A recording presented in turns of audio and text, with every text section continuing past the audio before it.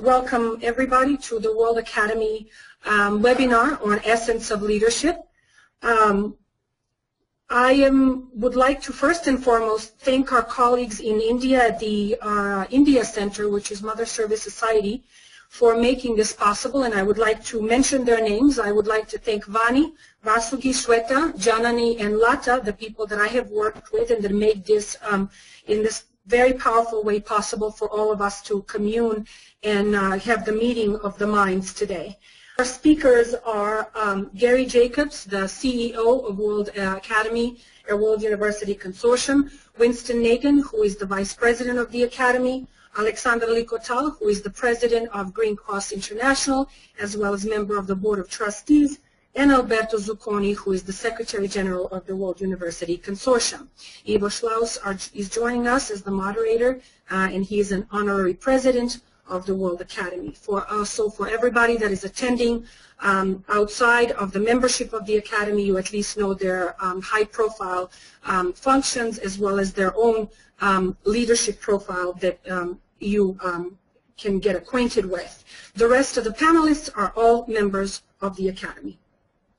So a little note for everybody here is that in terms of content now, today's forum is intended as a brainstorming session rather than a conference set on bringing forth final conclusions and firm observations. We would like to bring out with you a range of questions on the nature of leadership and its different aspects, pose and expand questions and issues, foresee future developments.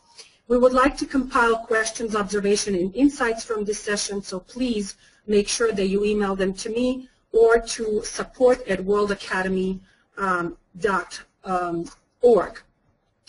In the spirit of introduction, I will keep my insights and observations to a minimum.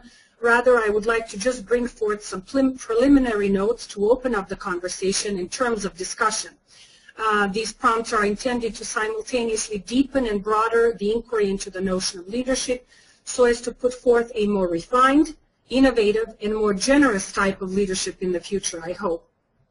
My particular insight is related to two aspects about time and space.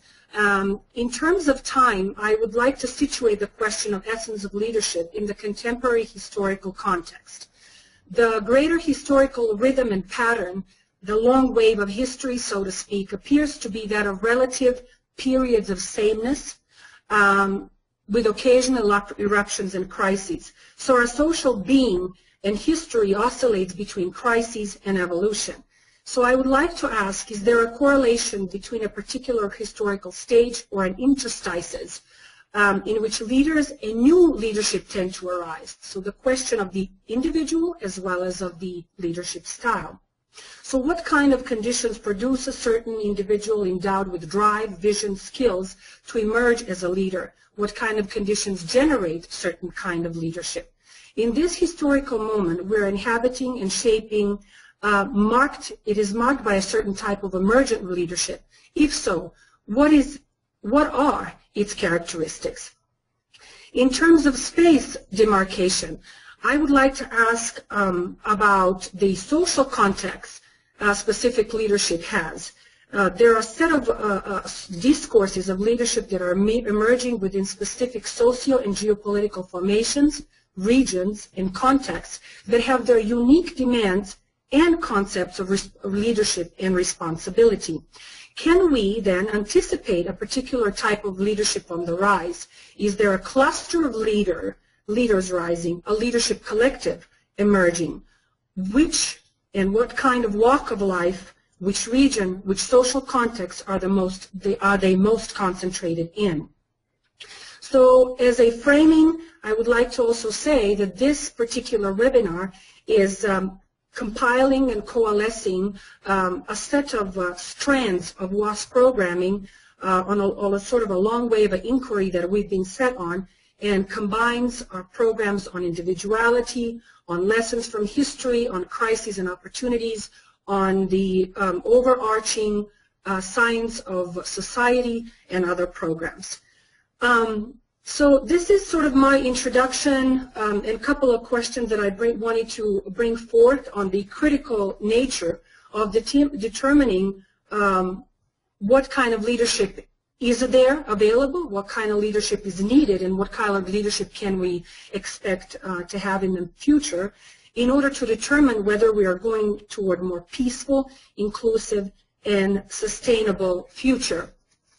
I will make only a couple of notes from my observation that leadership is a relationship, that leadership is a process, that we are witnessing a particular transformational leadership on the rise, and that we are witnessing also democratization of excellence in leadership. With that, I open the forum and give the word and panel over to Winston Nagin to put forth his vision and his observations. Firstly, let me just say that we circulated a checklist of factors which are meant to essentially reflect on the evolution or development or sustainability of good leadership. Of course, the challenge is of producing good leadership and hopefully discouraging or having some capacity to restrain the emergence of bad leadership. Presumably, good leadership leads us to a better future. Bad leadership leads us to a possible disaster from a global point of view. It's hard for me to separate myself from my own, and of course, with has been largely recognized as a successful leader. And the issues that it is said made him somewhat successful was that he emerged behaviorally and not positionally. That is,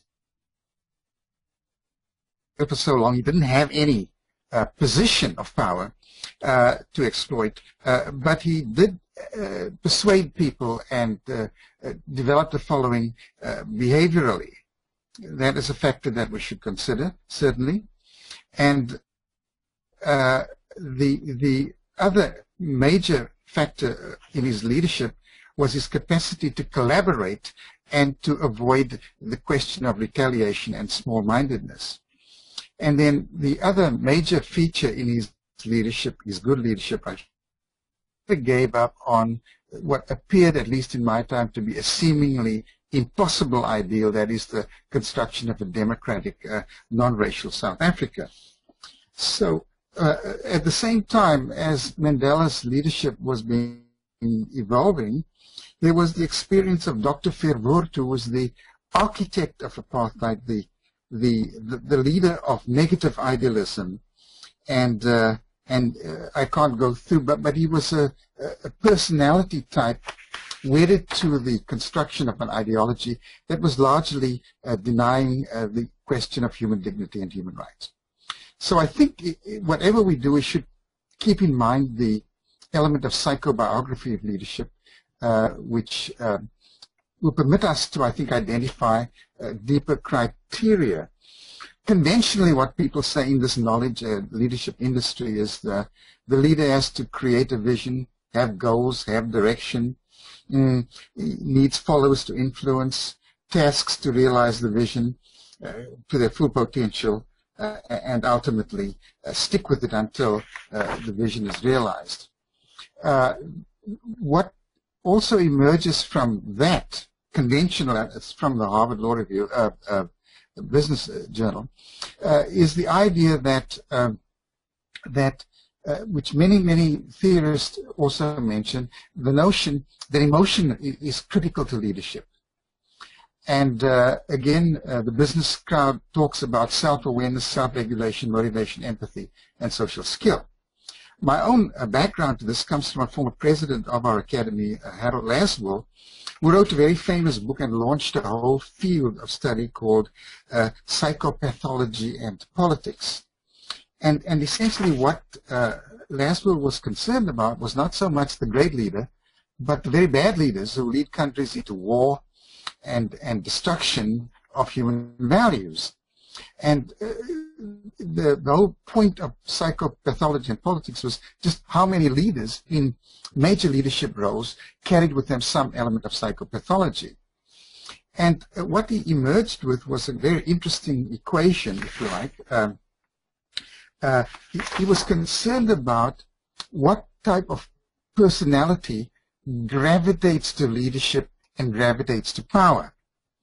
And the formulation he emerged with, which is still current, is that the political leader, good or bad, emerges with private motives that impel or drive the individual personality to toward a circumstance of leadership in community. Now, what is crucial to these private motives is that they are displaced on public objects, so that although the emotion is driven by deeper elements of the self system, they are articulated as essentially matters that concern the leader with public objects. Well, that could be ideology, but it could also be a negative ideology. And finally, those the displacement is rationalized as being in the public interest. So we have P leads into D leads into R, and that is the sort of the fundamental element of the political personality. What I'm concerned about is, well, what is it in the private motives? How do we unpack those private motives to understand when they can be channeled, hopefully in constructive directions, and when can they be restrained if they represent a certain extreme psychopathology? And what modern science in this field has shown us is that to a large extent the private motives are generated by some form of deprivation in the early childhood years, so that what the personality of the child does, it has to bring attention to itself, it has to reach out, and if the deprivations are extremely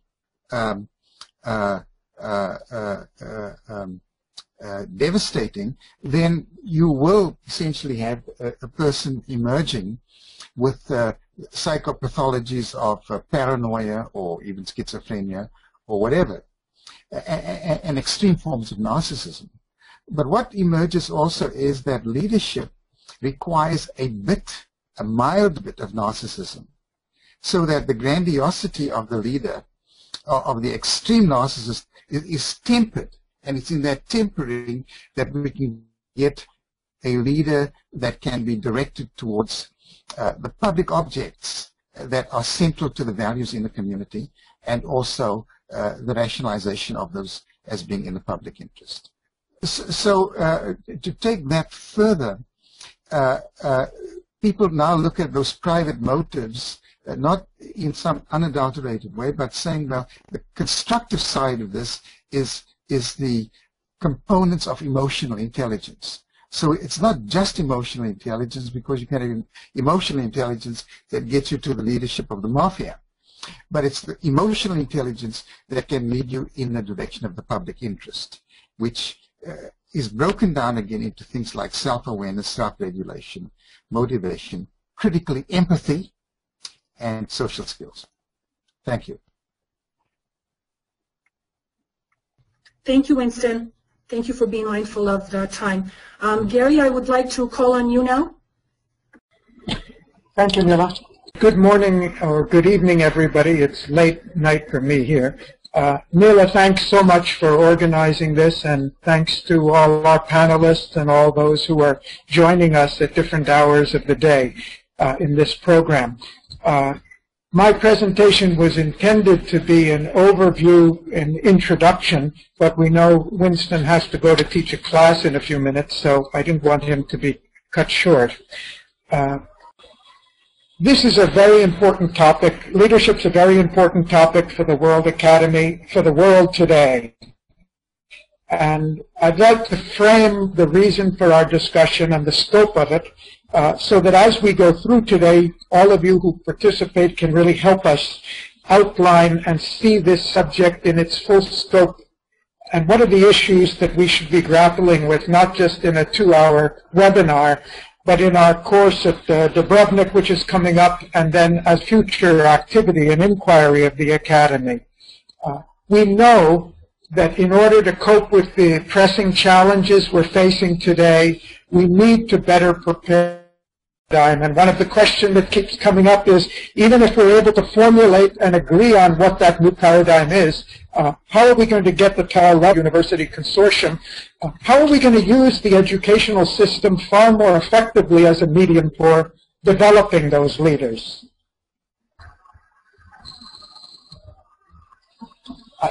Okay. So the specific objective of this session, given that the short time frame we have and a large number of speakers, is we can't go into detailed depth on all the important issues, but we can try to identify what those key issues are that should be examined in depth as we go forward, and therefore we'd like to hear from as many of you as possible on that. Following the webinar, we'd like to develop a specific list of lecture topics for the Dubrovnik course, and then ask the lecturers to help us develop a comprehensive outline. But we would invite contributions and inputs and ideas from all of you who are participating on the call, either as panelists or just listening today. Just to clarify what we mean when we're talking about leadership, we're not just political leadership, and leadership in government is obviously very important. But the new paradigm we're talking about is going to have to permeate and bring about changes in all fields of social life. And when we're looking at the essence of leadership in this course, we're going to be trying to find those factors that are not only specific to key fields, but particularly those that are transcend specific fields and are core to what it means to be effective leaders that we need in the future. We're much more concerned about where leadership needs to go in the future than looking back at great leaders of the past during different periods, which are not the same as they are today. Leadership comes up under different circumstances, and maybe each of us, when we think about leaders, we may be thinking about different circumstances. Some leaders are just trying to preserve the status quo from radical threats. Others meeting crises. Some leaders make a major contribution to identifying and tapping new opportunities, like Helmut Kohl did at the end of the Cold War with the reunification of Germany. Some leaders focus particularly on innovation and creativity, like Mohammed Yunus did in founding the Grameen Bank, or Steve Jobs or Bezos, Zuckerberg in the technology fields. Some leaders make an evolutionary contribution to the future of humanity, like Jean Monnet in his early visionary work on the unification of Europe. There are leaders in thought, like Darwin or Einstein or Freud. There are leaders who translate thought into action, as FDR did during the New Deal. We've got direct and indirect leaders. That's not my classification. It's Howard Gardner. That leaders who directly act as public leaders do in politics and in society, and leaders, more the intellectual leaders, who tend to act indirectly, but ultimately may have as profound or greater impact on the evolution of society. We've got leaders who primarily work in a specific domain, as Yunus did in microcredit, and leaders that affect the whole society, or the whole world society for that matter. We've got leaders who are freely chosen, and in the past, quite a few who are forcefully imposed. I think clearly we're talking about the former of these as the type of leadership we're looking for in the future. This is to be kept in mind as we discuss these topics in more detail. Leaders act at different dimensions. Leaders act at the level of influencing other individuals, at the level of creating, building, and directing organizations, at the level of directly appealing to the society at large. So we've got leadership at different levels, and some leaders act at all these three levels, some of them only at one or two of them. Leadership has a temporal dimension too. There are leaders who are more focused on ensuring a continuity with the past, addressing present challenges, positioning an organization or a field or the world for the future, and those who are really looking in an evolutionary way. There are objective and subjective dimensions to leadership, which obviously will depend on the time and the field or the domain of activity. And then there are the subjective factors, which I have suggested seem to be more universal. When we're looking for universal characteristics of leadership, there'll be a greater emphasis on the non-physical aspects, the non-objective aspects. But clearly, in being an effective leader, a leader has to be able to transcend, has to encompass both these domains and harmonize the outer and the inner. We had two transdisciplinary courses at Dubrovnik last August, September, one of them on the field of individuality. Very interesting discussion. And here I just wanted to point out that leadership and individuality have a great deal in common. Not every individual, the way we've defined it, becomes a great leader.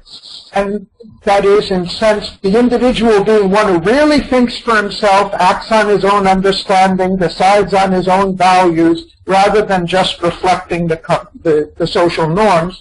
And not every leader is really an individual. Some leaders try to lead by doing what is expected of them or what will be popular, rather than really what they think or understand needs to be done to change things in the future.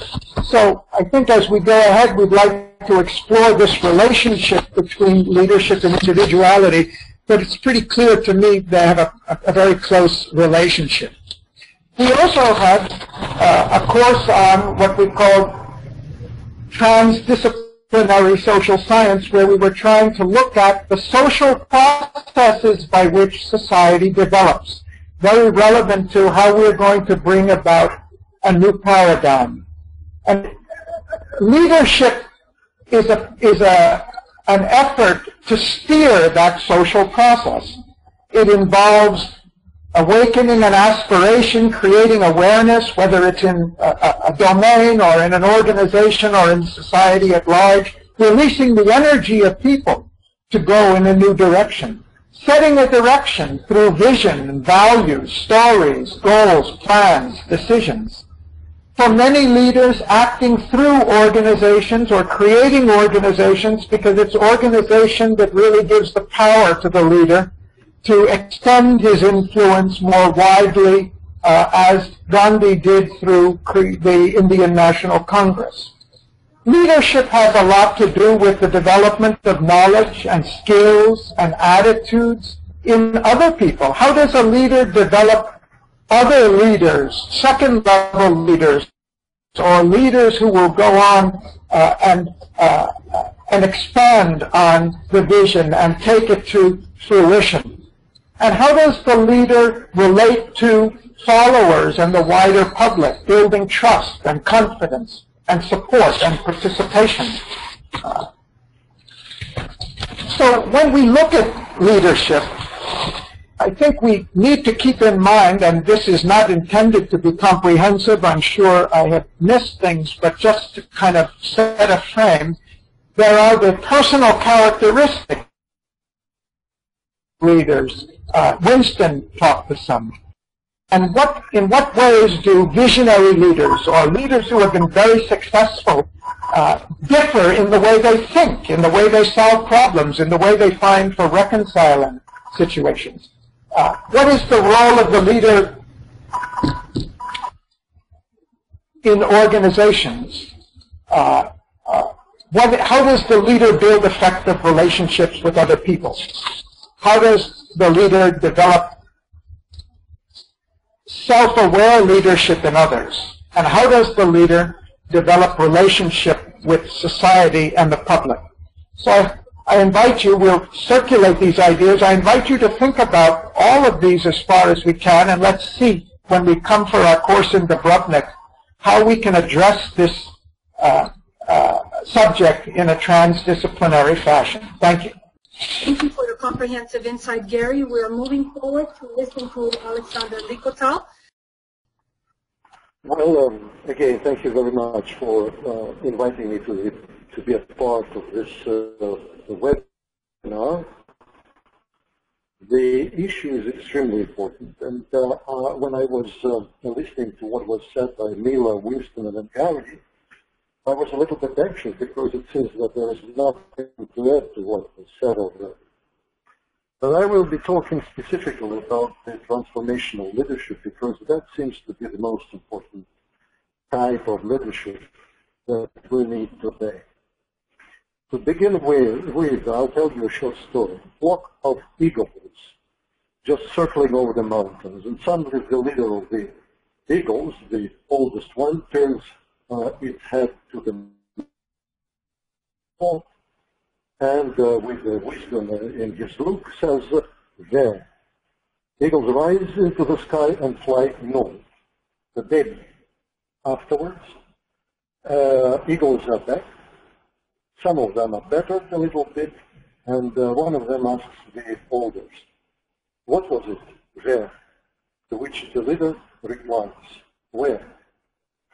And I'm just saying that to show that leadership, in fact, could be of really different ways. One is imposing one's will on the others so that they think they are doing what you want, but on their own will.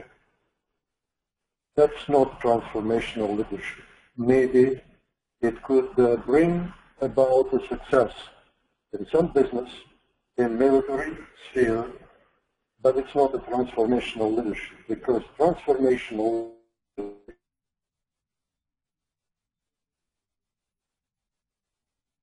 about uncorking the future. I've always doubted human ability to change the world. The world lives, I'm a historian, and I think that the world lives according to some meta laws that we do not understand. But people can change themselves, and this can produce a new world, and that's the way to the new paradigm. But at the same time, changing man is a function of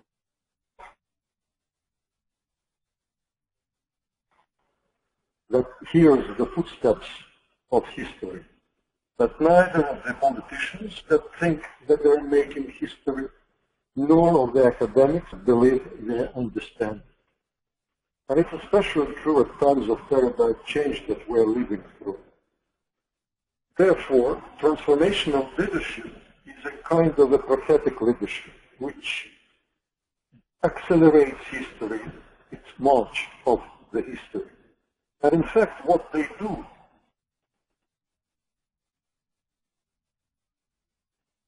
they show to everybody, they discover and show to everybody that the future has already arrived, and we simply must occupy the future.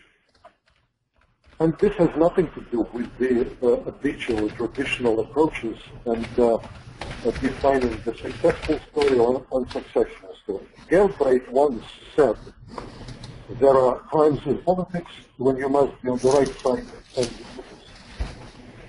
and there are examples of that. Gorbachev stood on the right side and lost the power.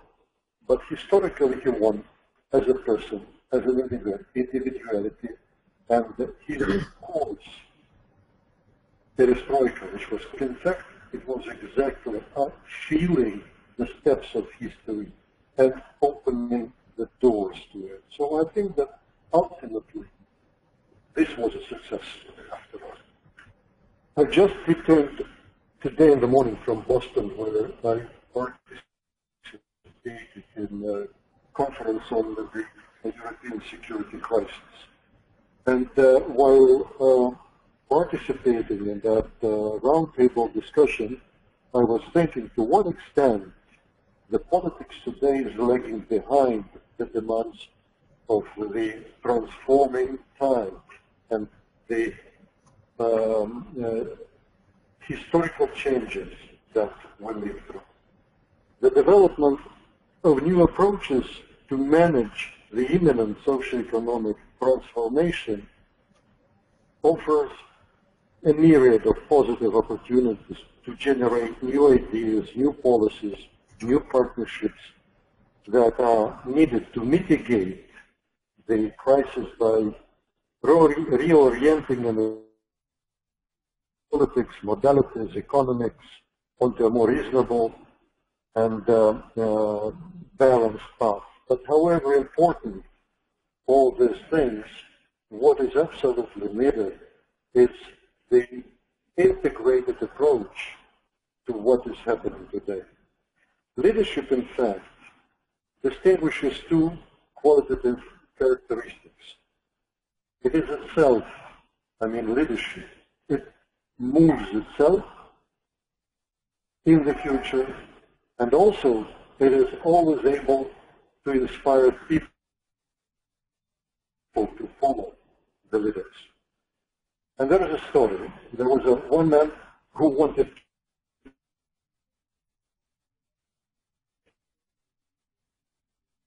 good ideas about how to help a lot, but people didn't want to go after him, because people do not go for those who have good ideas. Then the man began to care for themselves and became the most caring person. But again, people did not follow him, because people do not go for those who care for them. That's true, unfortunately. He began to read a lot. Intelligent, the most sophisticated person, and again, people did not want to go after him, because people do not go for the most intelligent. Many people decided he decided to speak and to act. But again, the same situation. He learned to act as an actor, became extremely attractive and interesting. Again, no one was in a hurry to join him. People did not want to go for most vivid and interesting. They just continued sitting around and watching himself and listening. But at some point,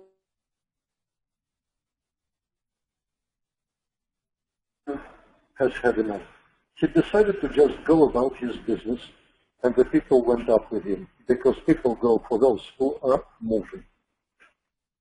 And they're not going for everyone who is moving. Leaders, gravitation. Leaders give people dream, hope, and motivation.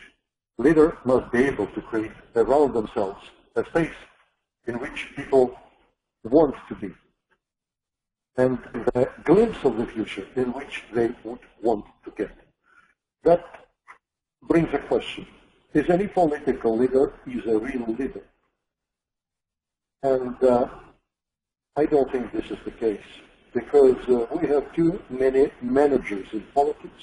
You know, in my young years, I was a strategic and security studies expert. And at that time, there was a formula, change.The, which was deciphered as command, control, communications, and intelligence. And that was the core of the success in any exchange of military strikes. Today, I would say that we still should be prioritizing these change.The factors, but decipher them differently. It's courage, conscience, compassion, and still intelligence. Because I think what differs when we're talking about the transformational leadership is exactly these three things: courage, compassion, and intelligence factors. That is the part of intellectual leadership.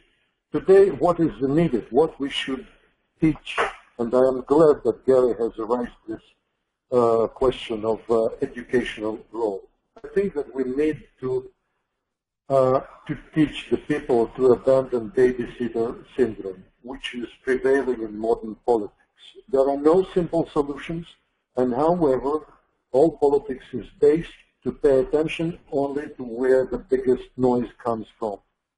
We are just jumping from Ebola to terrorism, to European security problem, then to poverty and something else. We have a fragmented integrality approach to the world today.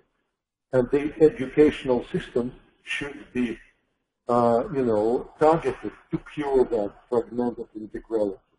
Because if you have only a hammer, everything looks like a nail. And today, when the war, at least for the Europeans, seemingly knocks at their doors, we should understand that war does not determine who is right. It determines only who is left. And the second point that needs to be taken into account, that we should educate the young people as well as the leaders. Do not let the tail wag the dog. By your own propaganda in different countries. I visited Ukraine, I visited Russia during that period, and I visited many Western countries. And everywhere, with very few exceptions, the propaganda is already shaping politics. And we should not allow that to happen. And finally, I think that we need, I think somebody was talking about that. I think it was Winston, about emotional intelligence and critical empathy. That was exactly what I wanted to say. We should teach people to apply strategic empathy in foreign policy. Because the response of both Russia and Western states to the crisis in Ukraine has been to throw insults at one another and to resort to conspiracy theories. And that happens also in other countries. We should not be pardoning the crimes that have been already committed in the world, but we should try to understand the fears, the concerns, the motivations of other sides. Otherwise, we will not be able to get out of these vicious circles. And finally, what is needed in order for successful transformational leadership is to rescale the crisis, any crisis, by working out a common goal of long-term co-development. Actually, whatever crisis we have, whether it be climate, poverty, water, security crisis, it is exactly rooted in the lack of prospects for real collaboration over the past many years in terms of the mutual faith, in terms of the mutual exposure to the same threats that we share in the modern world. Thank you. Thank you very much, Alexander. Thank you for the amazing storytelling, which is, in fact, one of the key characteristics of a great leader, to be a great storyteller, to mobilize people. We need to make sure we move forward with the presentation in a timely manner, so I'm inviting Alberto to come forth and offer his insight. Actually, a lot of what I wanted to say has been said already and in a better fashion by all the presenters. I would like to underline only one point that was addressed also by Winston. I would say in my words, unfortunately, leadership has brought a lot of problems to the people in different parts of the world.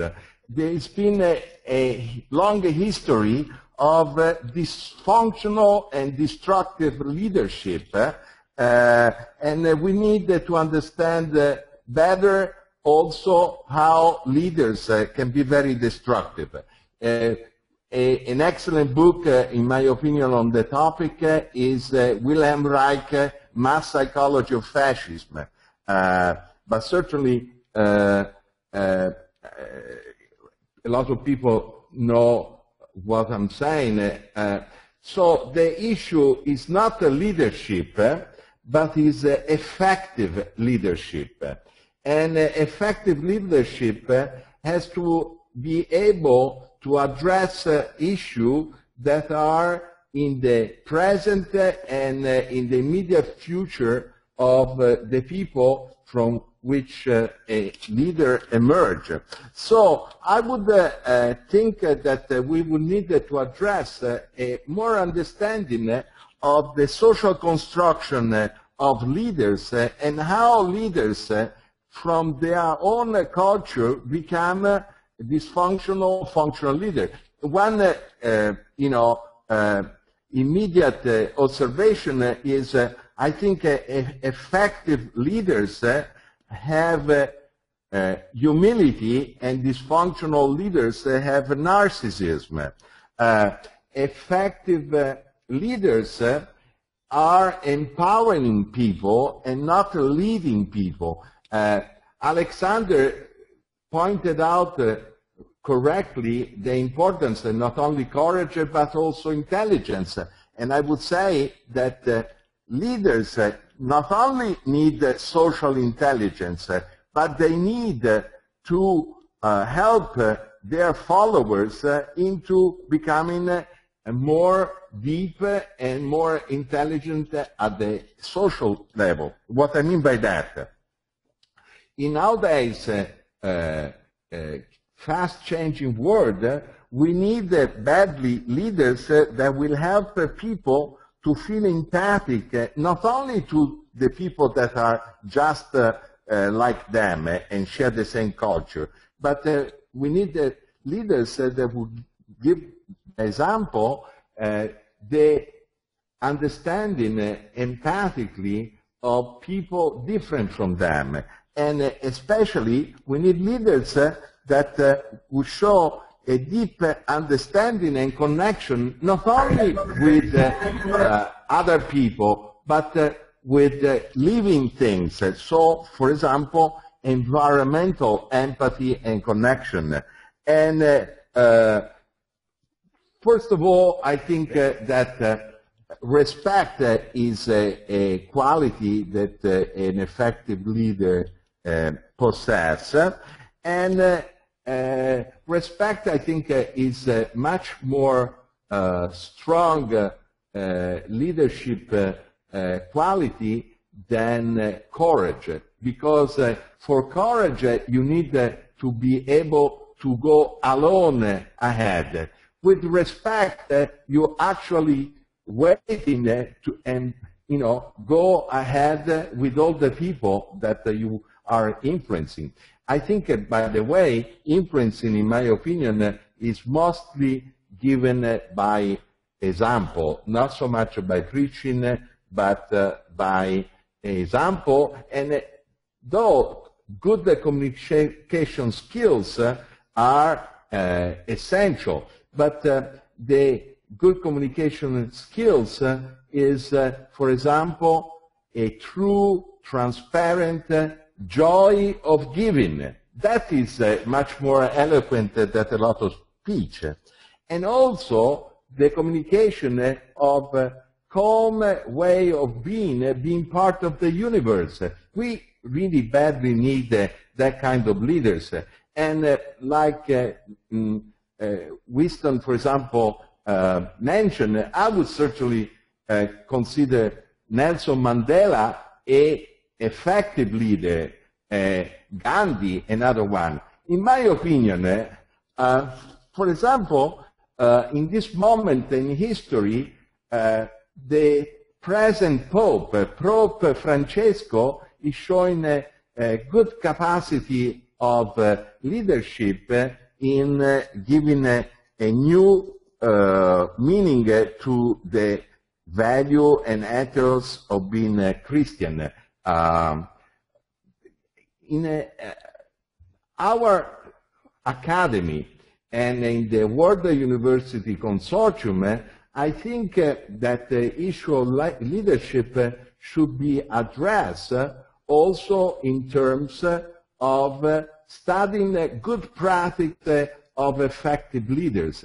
In my opinion, an effective leader is somebody that can facilitate normal people, common people, to become leaders themselves and carry on significant work in their community. We don't need famous leaders. We need grassroots leaders that can, tune in globally, but work in their small community and be sharing their leadership skills with the normal people in which they live.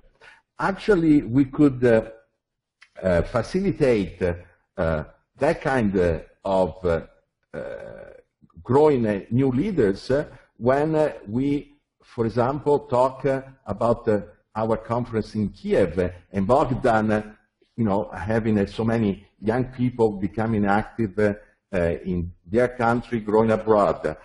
We could talk in Dubrovnik in our course and in Baku, and how concretely we could have an assessment of the quality of leaders by just taking real example, and analyzing the quality that these people possess. And maybe we will discover something that also we are not thinking at the moment.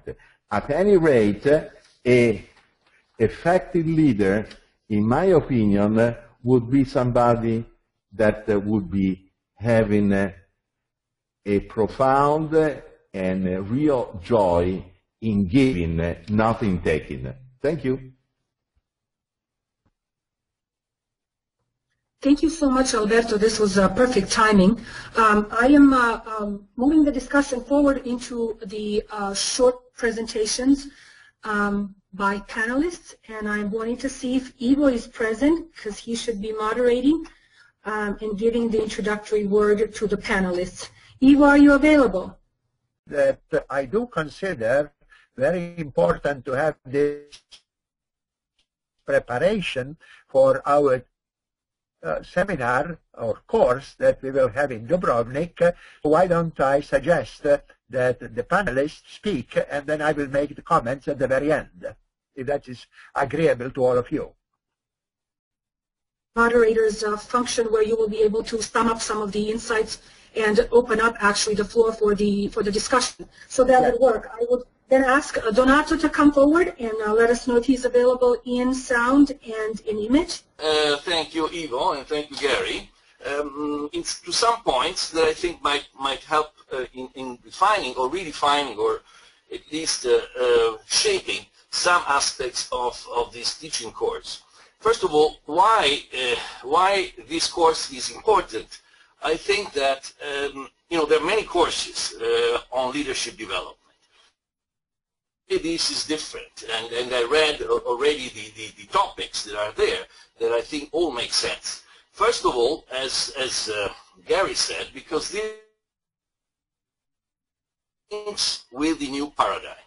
I mean, what is essentially my views is to move on from imparting an ex-cathedra lesson on what leadership is, or just do some role-playing in order to animate a discussion, but to go into real business of what a new leader should be, a leader that works for change, a leader that would conform to the new paradigm that the Academy has put forward, and that me, as the humble new member of the new fellow of the Academy, I fully embrace. So I think this is very important, to promote a culture of change.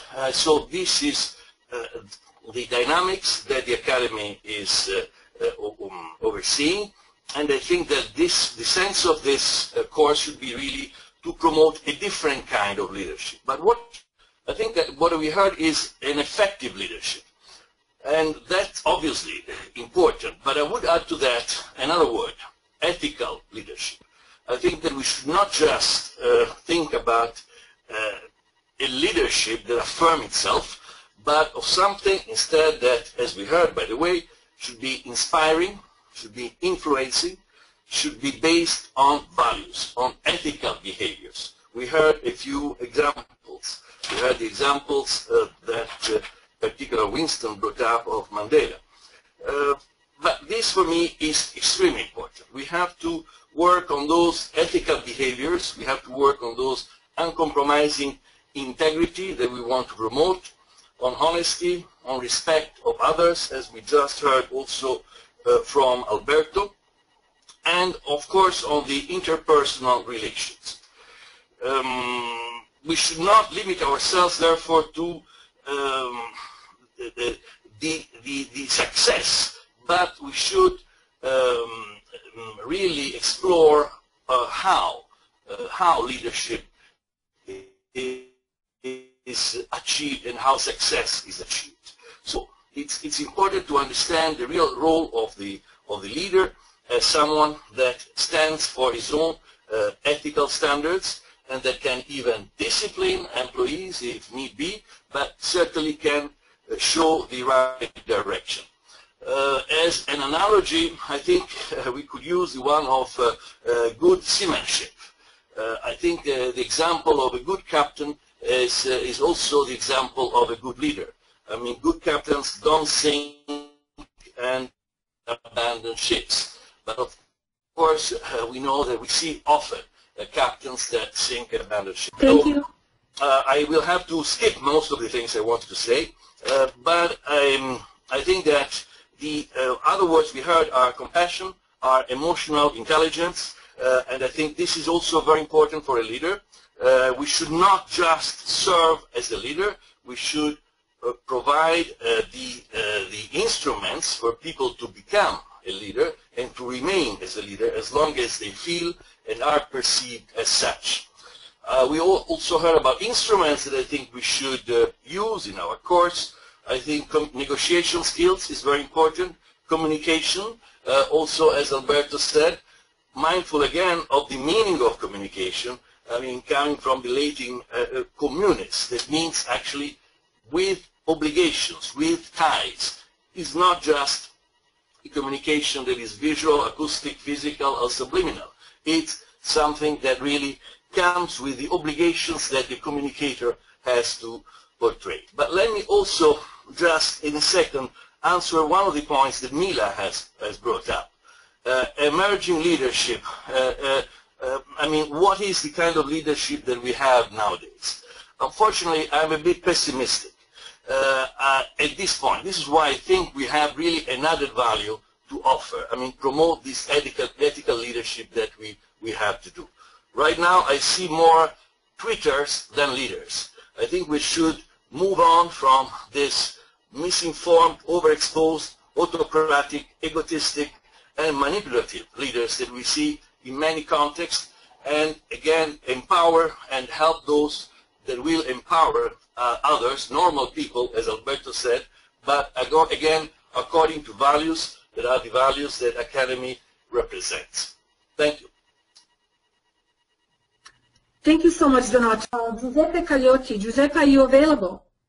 I am honored and pleased to participate to this seminar, and I will focus very deeply inside the mind of a leader,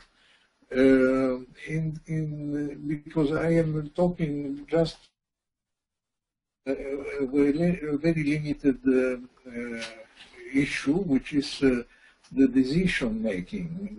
Decision-making will be envisaged as a process occurring in our mind, which is in 3 steps occurs. An initial state is characterized by uncertainty. A critical state is characterized by inherently large competing fluctuations, including 2 or more possible final states, and then there is the selection of the final state.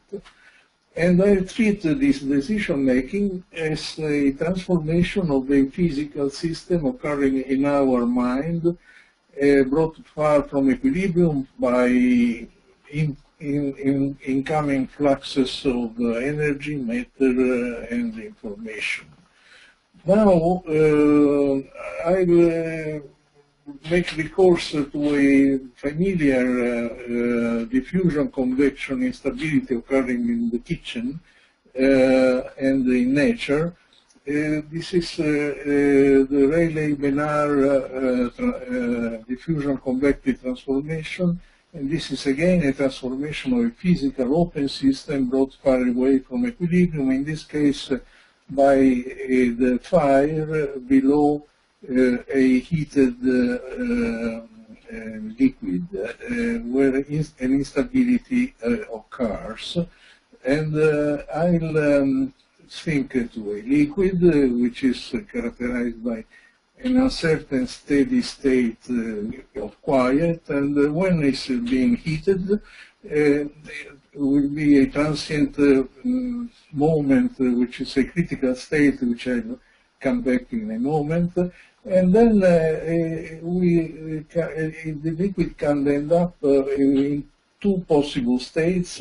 Let's say we'll host a field of temperature and the local velocities of the fluid. And these local velocities are described by vectors, which can rotate clockwise or counterclockwise. So we have essentially two possible final orientation. Oh no, please. Final orientation, and decision is made casually in nature, but not so much in the mind, and we'll end up with very beautiful patterns like those in laboratory or in nature. This is a volcanic eruption in Ireland, and this is made in Spain by Manuel Velarde. Now let's go to the critical state, which is very important in the decision process of decision making, and look at the as time goes on, what happens to the fluid heated from below. As time goes on, more and more energy is fed into the from the bottom to the liquid,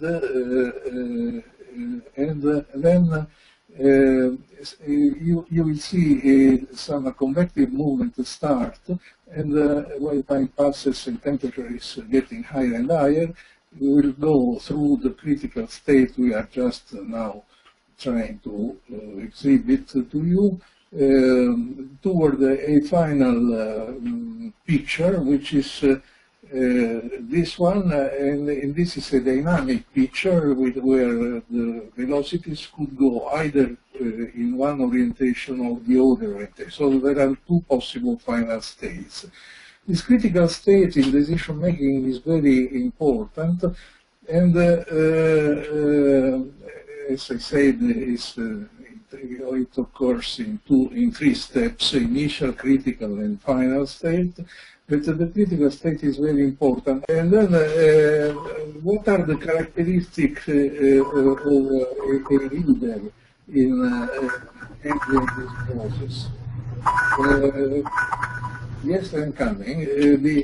He must be able to identify all the possible final situations, and they must be prompt enough in comparing in a comparative evaluation of the pros and the cons of the possible final possibilities, taking into account realistically the constraints of the systems in which he lives and the viscosity of the system itself. Thank you. Thank you so much, Giuseppe. This was fantastic, and we're moving forward to listening to Božo Kovačević.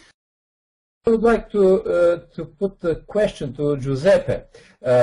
My question is it really possible to identify all possible final situations? It seems to me that leaders should be the persons who are ready to take responsibility for decision they are making, even if they don't know, and even if they know that they cannot know all possible final situations. That's what followers are expecting from leaders, in my opinion. Trying to summarize our discussion, it seems to me that we are trying to project an ideal type of leader capable to articulate a new paradigm.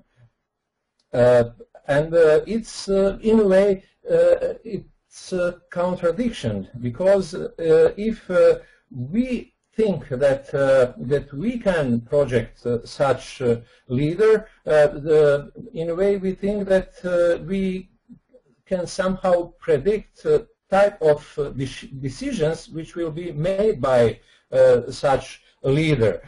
For instance, it seems to me that everybody of us expect that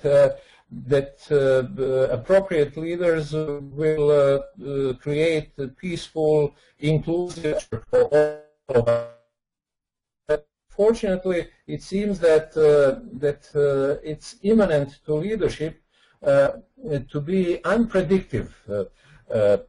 Of course, on basis of historical experiences, on basis of all horrible things which have been consequences of very bad leadership, we are trying to find out, to project, how to say, a good leader. But it seems to me that it's not entirely possible. But as citizens who are ready to be involved in public affairs, who are trying to be responsible for ourselves and be responsible for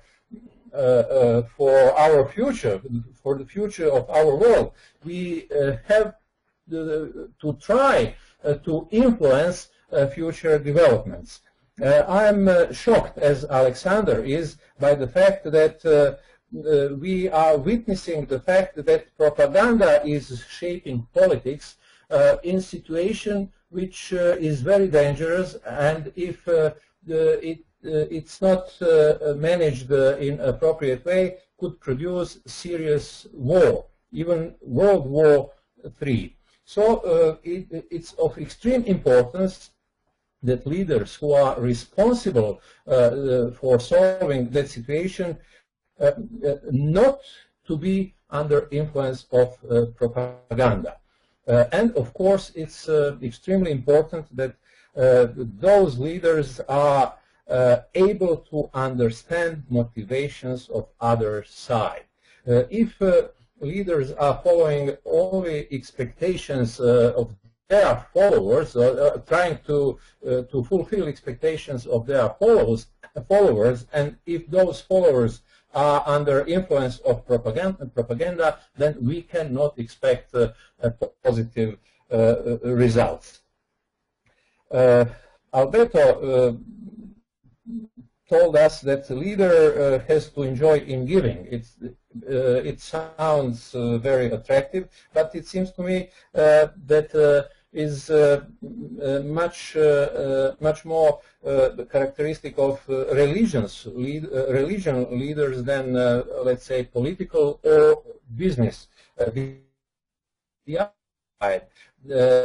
is a high level of readiness of followers of different leaders to give gifts to their leaders. Try to imagine how many gifts you can find in treasuries of state presidents who are not elected leaders. So followers, in a way, not to give something from the leader, but to give him something. Thank you very much. Thank you very much. Thank you very much for your presentation, and you're absolutely right that we should be examining, like other panelists and speakers have done, some shadow sides of the leadership as well as what we are witnessing in the world right now. I am calling on Janani right now to come forth and give her presentation. Hello, Janani. We can hear you. Thank you, dear. Thank you. Thank you. Hello, everybody.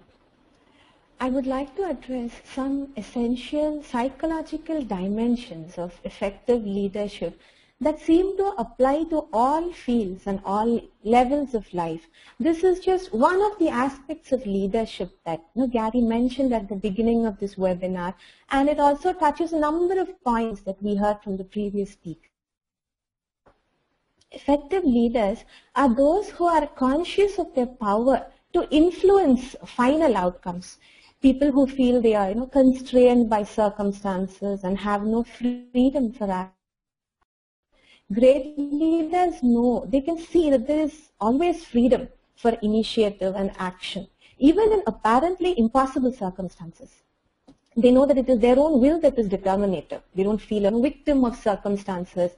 They know that there is always a way For example, when Germany turned to attack Britain in 1940, the public and even the political parties, they all turned to Churchill because he was the one leader with a strong conviction that he could make a difference in an apparently hopeless situation when surrender or rapid defeat looked inescapable.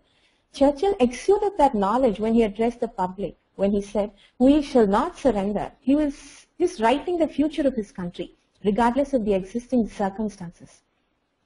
Another point about effective leaders is they are conscious of the wider context in which they have to act, and they are in tune with underlying social aspirations. Many successful business leaders we've seen, such as Steve Jobs, they have been able to see what people feel, what they need, sometimes even before the people become conscious of it themselves. Gandhi and Martin Luther King, they were similarly conscious of social aspirations.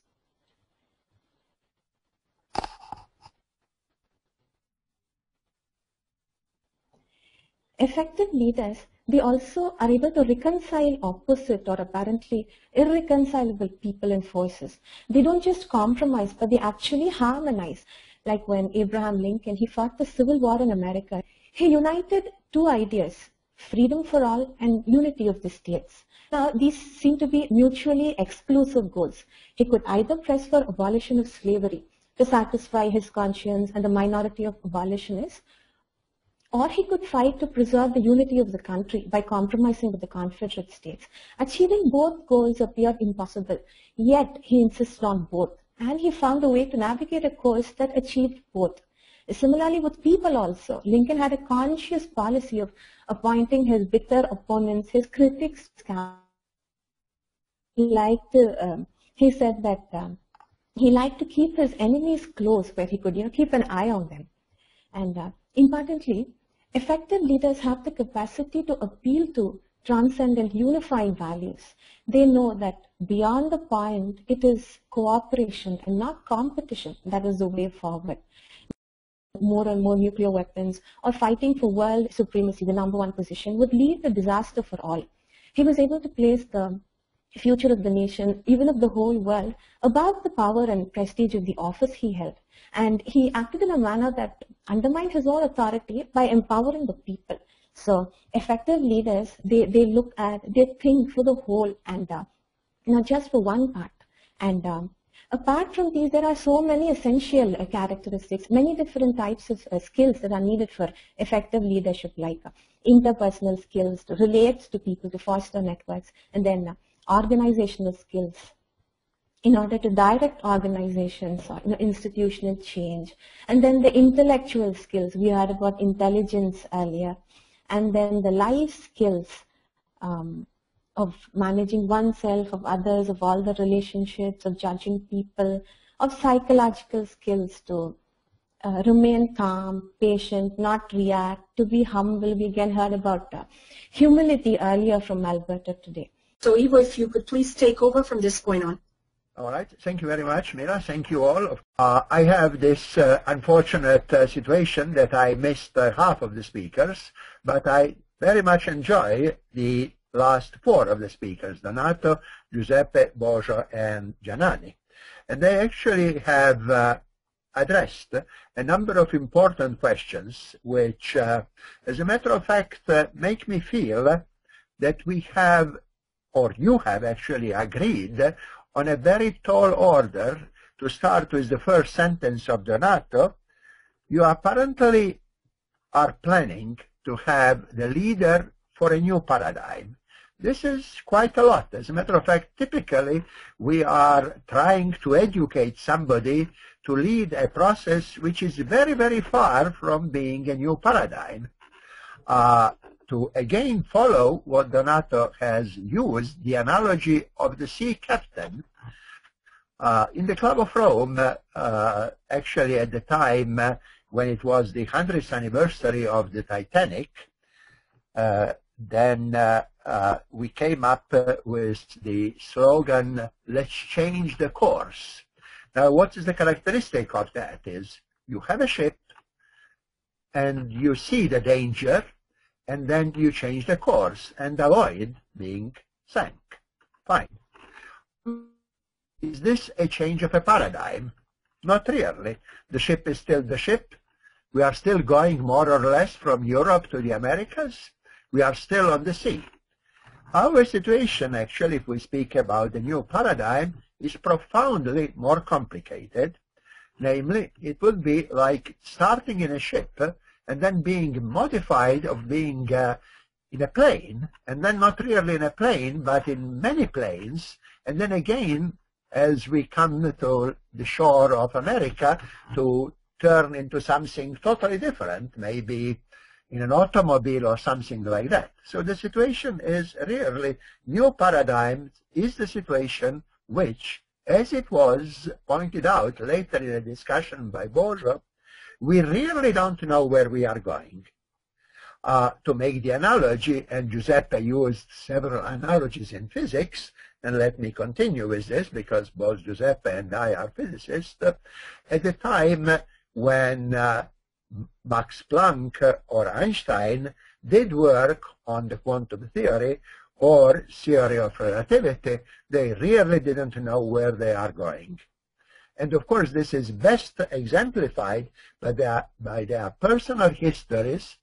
Planck later on did not believe in quantum physics and was really shocked by what quantum physics meant. Einstein actually is a single person who actually made twice a mistake on a narrow subject. The subject, of course, of the universe, which was his topic. So obviously what he got eventually in this new paradigm was something that he did not expect. Because what does it mean, expect? We all carry with us what we are educated on. So this is a tall order to really have leaders to develop a new paradigm. Then, of course, at the beginning was also said that not at the beginning, later on in the discussion, actually as the third speaker, Bourgeois pointed out that there are two parts of the leadership. One is actually a person has to be certain where, in a way, she or he leads, and though he doesn't quite know what is doing. And of course, whom are they leading? They are leading the people. So there is this two parts of the story. On one side is a leader, on the other side are the followers. Now they are very important because if there are no followers, there are no leaders either. So, okay. Now in order to be a leader, one has to have two combinations. On one side, a need to be quite arrogant.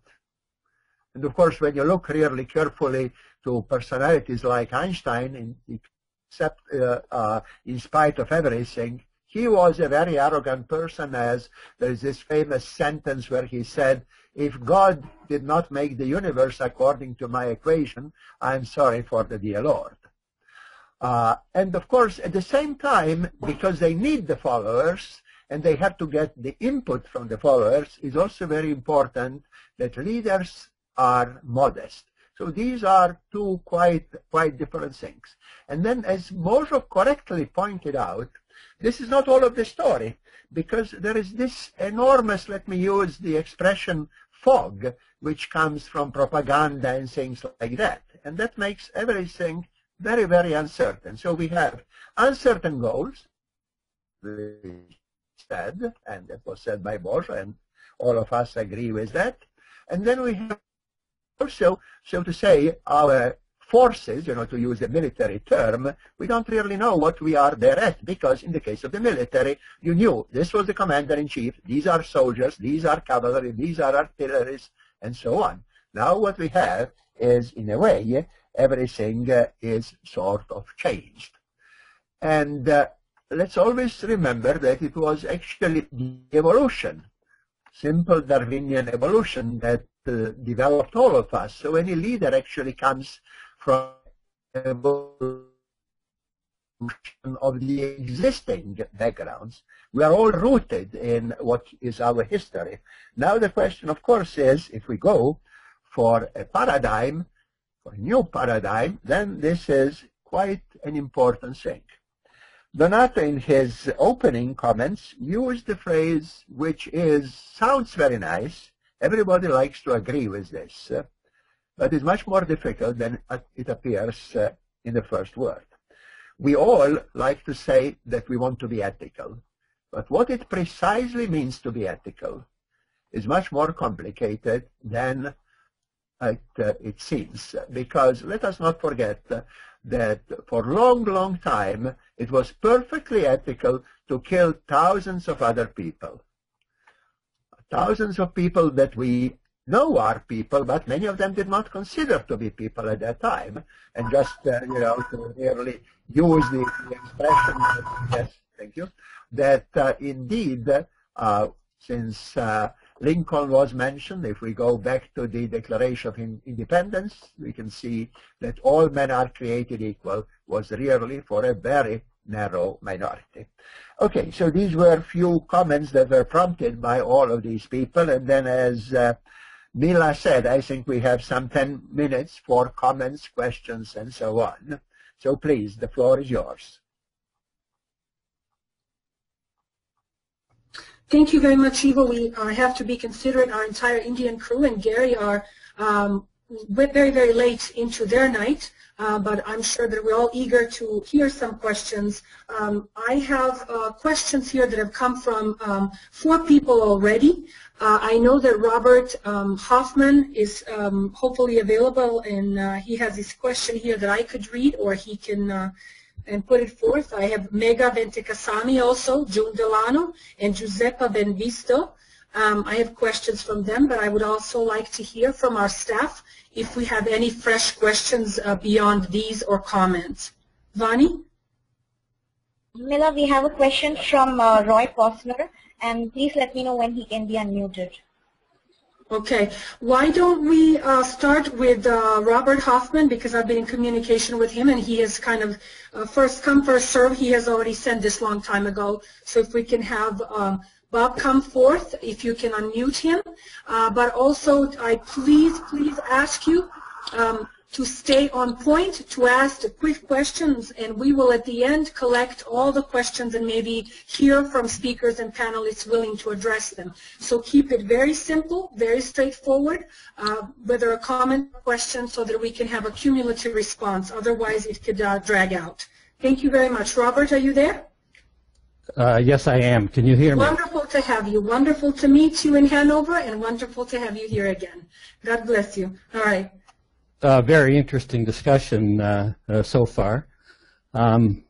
Qualities of leadership. I think there has been some broad agreement on what are desirable qualities for appropriate leadership. But I think it's as important to consider the processes by which leaders are chosen. It seems to me that if leaders self-impose from positions of power is not very desirable, because that process in a way screens in leaders that are apt to be inappropriate, and yet we see that leaders that are chosen electorally, the electoral process in many countries seems to screen out people with the most appropriate leadership qualities. And so I would just like to open up the question of the processes by which leaders are selected and the interaction between leadership qualities and those processes. Thanks. Thank you so much, Robert. I mean, the development of electoral process, more fair, better screening and policy making is a major contribution of yours now to this discussion for sure.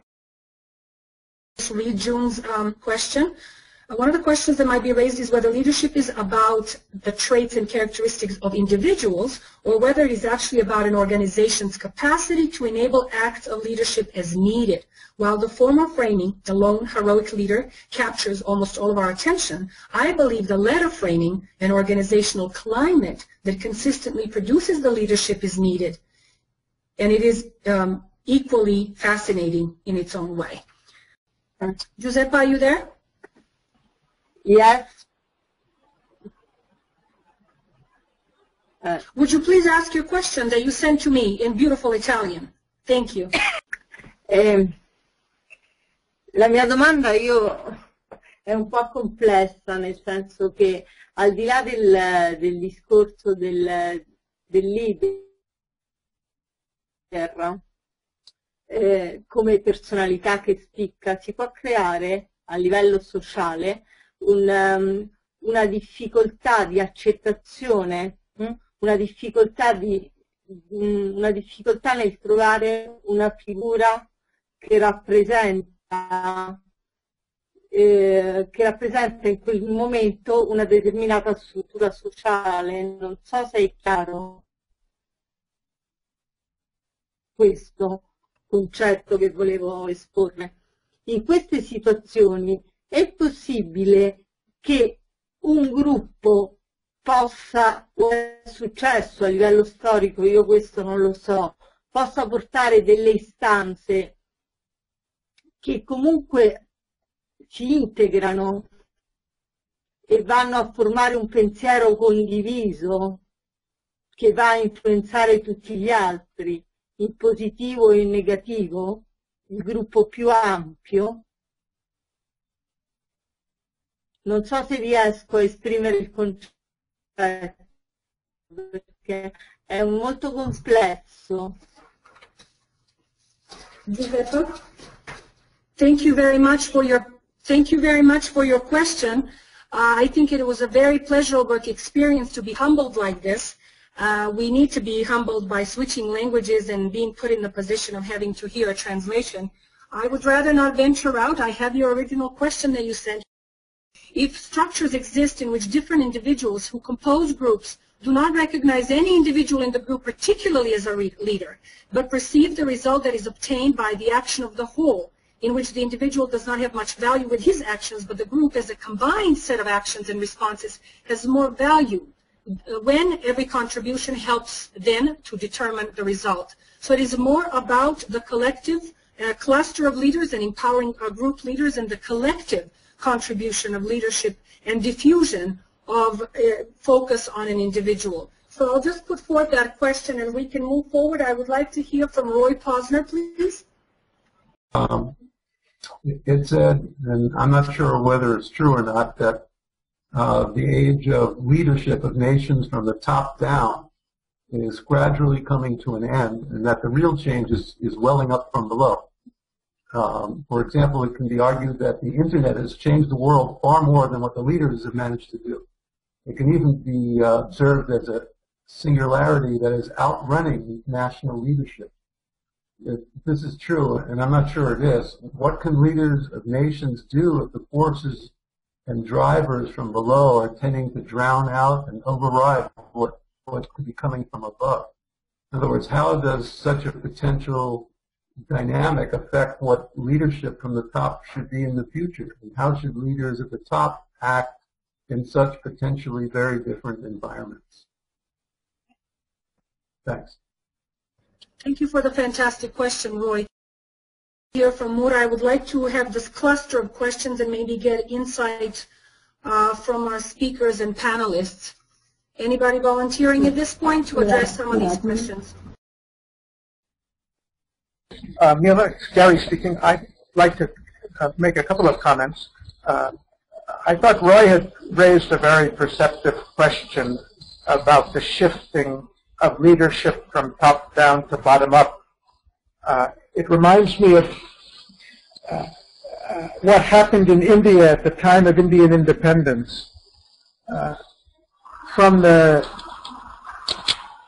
During the freedom struggle, the leadership really was trying to give a direction down and inspire followers to follow them to organize the freedom struggle. And then when India gained its independence and they wanted to shift from fighting for freedom to fighting to develop the country for prosperity, they found the top-down approach just doesn't work anymore, because you really want to develop a country, you need everybody to participate. And I'm not sure, I think Roy's point is a good point. I'm not sure there is still a role and a need for leadership at the top giving new direction to things, especially when we talk about a new paradigm. But at the same time, we need to energize many more people down the line to act and change the way we do things at all levels of the society. So maybe it's not an either-or, but it's a both. One of the great things about Gandhi was he was one of the rare leaders who not only led, but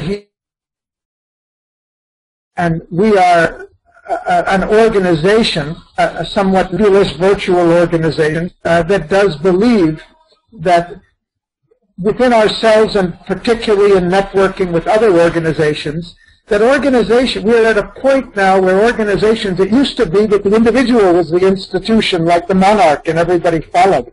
But I do think there is a role for organizational leadership today, much more than in the past, and it's a topic we should explore.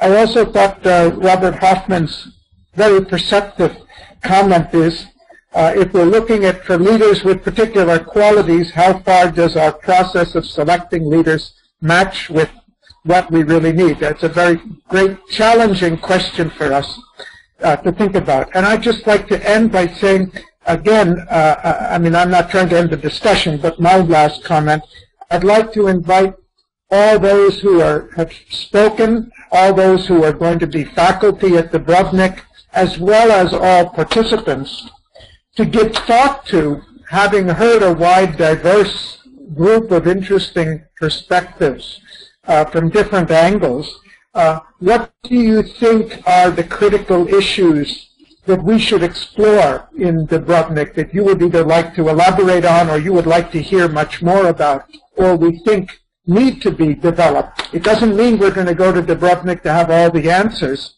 It's enough that we come with some and make some progress on finding the answers to them and working on processes that will give the answers. Thank you.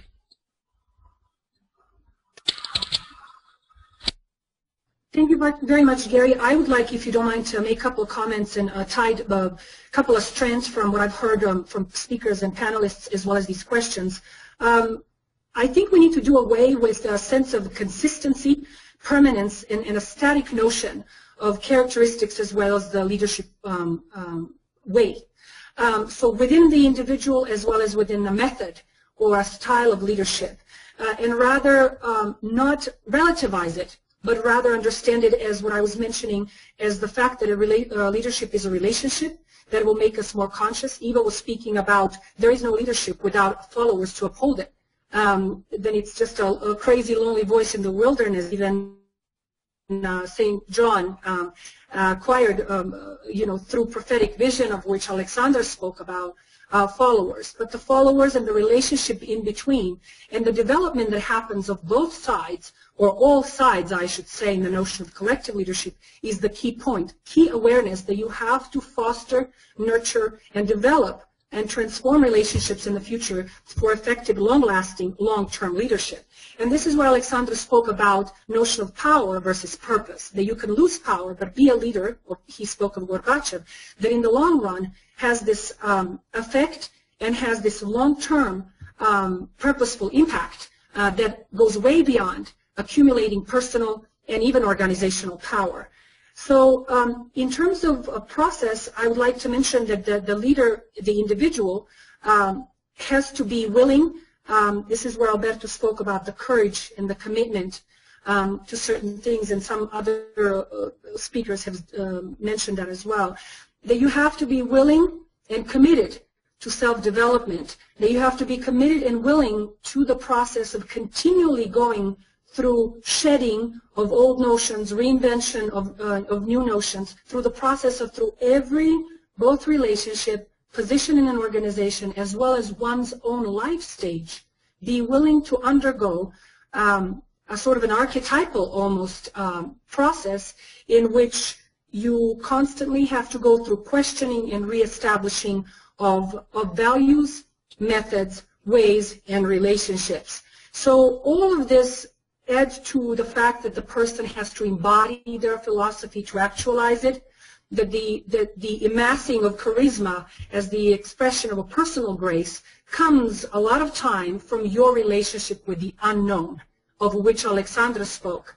And that the issue we have today is that our leadership has been compartmentalized in a certain set of domains rather than holistic development, of which Alberto spoke about, that you have to be developed as a whole person to be able to affect and generate, hopefully, long-term legacy. That's the whole point. So our entire basis of personal significance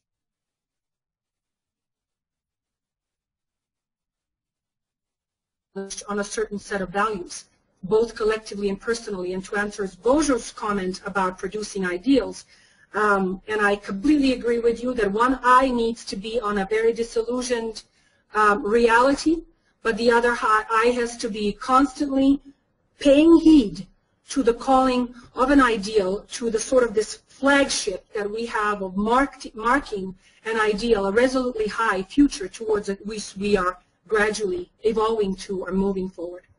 Thank you. It's more available now. Yes, Mila, but she has sent in the question to be read out. I just wanted to bring out the issue of political responsibility, other social responsibility for other leaderships that would be needed. Here it is the issue of the leaders being responsible for people, especially in political leadership, for how their actions actually affect the people. Can I say something? Please, please. Who am I speaking to at this point? Winston. Winston, please. Yeah. It's quite obvious that the evolution of leadership in a particular biography of a person is going to be an evolutionary and developmental construct, one that actually even has to project, if you like, into the future, anticipate human needs in the future, anticipate a role appropriate to those needs in which you think you can make a constructive contribution to the human situation. One of the issues that came up that I hesitated about was the lady who mentioned the difference between the psychological traits and the institutional context of the person. And in my opinion, these are not separable. The real difficulty is that these interpenetrate each other, and which creates the challenge for the reproduction of constructive and positive leadership. But at the back of this, the personality, is the problem of emotion and the cultivation of emotional intelligence, which we hope is the criterion that gravitates into the broader framework of leadership capacity and meeting the needs of followers, and also developing the constructive framework for a desirable future. But we haven't quite, and I'm not quite sure this is an unpopular thing because it's so deeply rooted in the individual human subjectivity. That is to say, what is it that, what is the emotional state that generates the desire to lead? How do we unpack that? How do we understand that? And can we actually, with great awareness, note that maybe some of these characteristics are so deeply rooted in family life and so on, that we need much more education about the responsibilities for the reproduction of these personalities of the future. Thank you. Thank you, Winston. The notion of the caring and the family life for sure is very, very significant, because that is the basis. I mean, the values of family, but the economy or political system that doesn't value caring, that's another issue. So one of the things that I usually say in my own teaching is that the greatness of one's life is measured by the extent one makes the lives of others greater. It's like a life's equation, and that partially is the emotional motivation for my own desire to lead, but also how do we instill that in others based in empathy, of personal, new basis for personal significance, and the desire to create legacy of a certain kind. this is what you spoke about, and we definitely have to delve into that and focus on education as the proper field in which we foster that. Of a leader is to create resonance, really to have and to project these positive feelings that we need. So I can share also the webcam. I think this is, as you said, it is the educational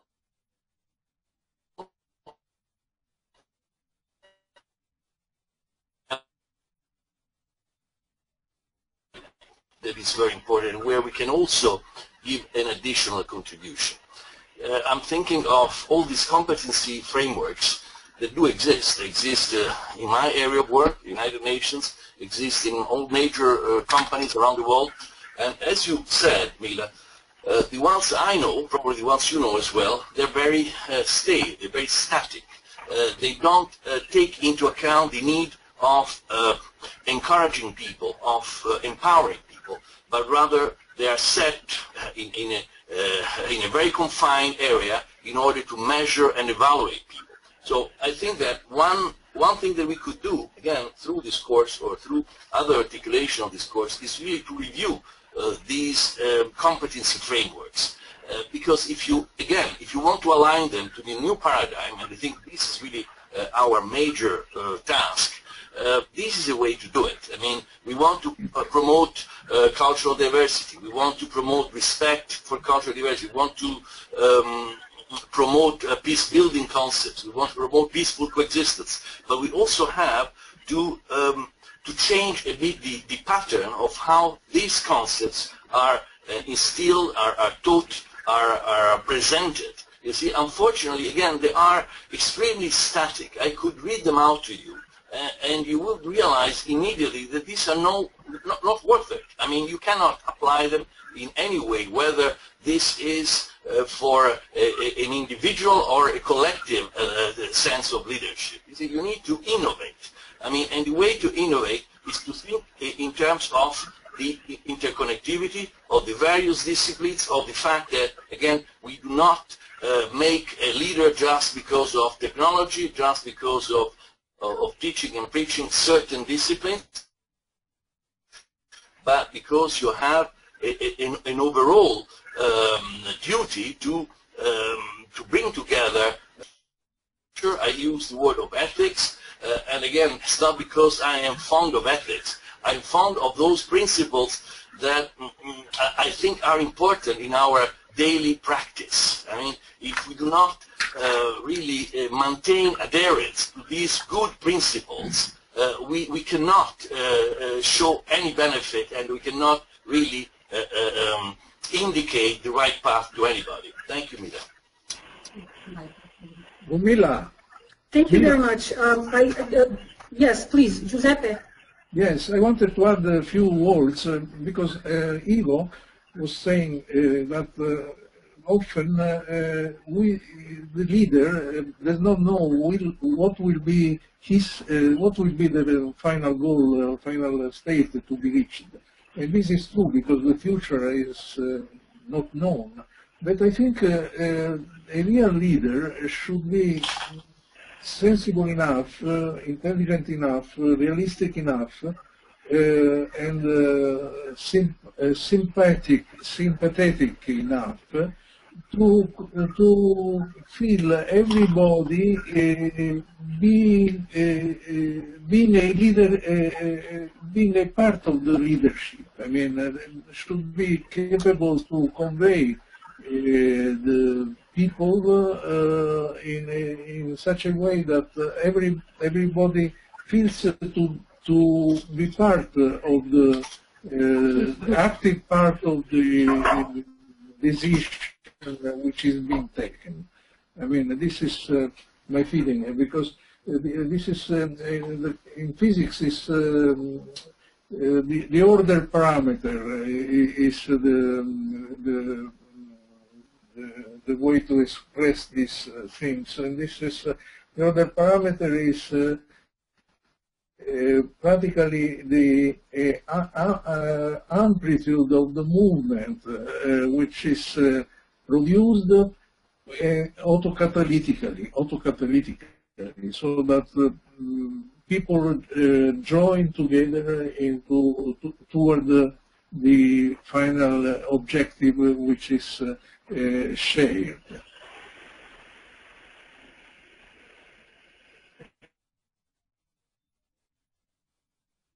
Very much. Thank you. Thank you. We are running in a wonderful way. I don't know if we want to extend the discussion and maybe give a couple of more minutes to wrap up, but I do want to address quickly Donato's views and say that we definitely need to question what it is that constitutes success, a successful life, a sense of well-being, a sense of prosperity and wealth and health in one's life in order to be able to evaluate proper framework for the new paradigm as our own program or for personal evaluation. There is as far as Robert Hoffman's question about the electoral process, connected to Bojo's question, which is really sobering, and Alexandra's insight, what happens with the gap? What happens with the projections of ideal leader, but the gap between what is and what's happening and what is becoming and what is about to happen or coming in the future? That we have to instill greater number of people through education with a sense of significance, a sense of power, so that people can understand that they don't have to even vote in a conditioned way, yes or no, Republican or Democratic here. That there's an option to say we have no confidence in your leadership and choose to reshape the electoral process. It's a very powerful question and a very sobering question, but the fact that also everything is in the continual becoming and that we have a point of influence in our own personal choices and collective choices. And I think a reminder of mortality is a very generous phenomenon and a very powerful concept that leaders need to be continually reminded of in their aggrandizing moves, that they are mortal, and then that we have to ask them what kind of name, what kind of legacy they want to leave. There is a point of entry into a very intimate and personal space that needs to be made for these people to be reached as they're in power. They're all after all, just humans. Mila, can I have a word? This is Alexander. Thank you. Very briefly, I also think that Robert has picked up a very serious question about the filtering of in order to avoid disappointments and frustrations in the future. But at the same time, I think that the current democratic norms do not guarantee that. You know, in fact, I don't remember, but some writer said a nice thing. Maybe it's not completely politically correct, but he said that democratic elections this is something which guarantees that the majority is always for a bastard. And may I say that in the current world, we have plenty of the examples. I will abstain from giving the concrete examples which exist today, but they do exist. And having said that, I would also add that there is the structure of structural leadership and unstructural leadership that exists in the world. And I think that the trend is going from the structure, mean the people who were elected, appointed, or whatever, to the leaders of mind, leaders of ethics, intellect in the world. And after all, this is a very healthy trend, because if we look at history, neither Christ, nor Muhammad, nor Gautama or Mandela in modern world were elected or nominated. That was the natural process. And I think that sets a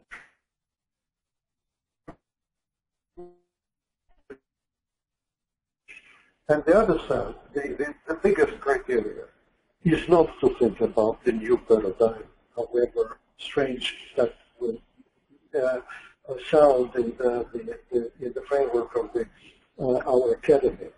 I think that the true leadership is about people.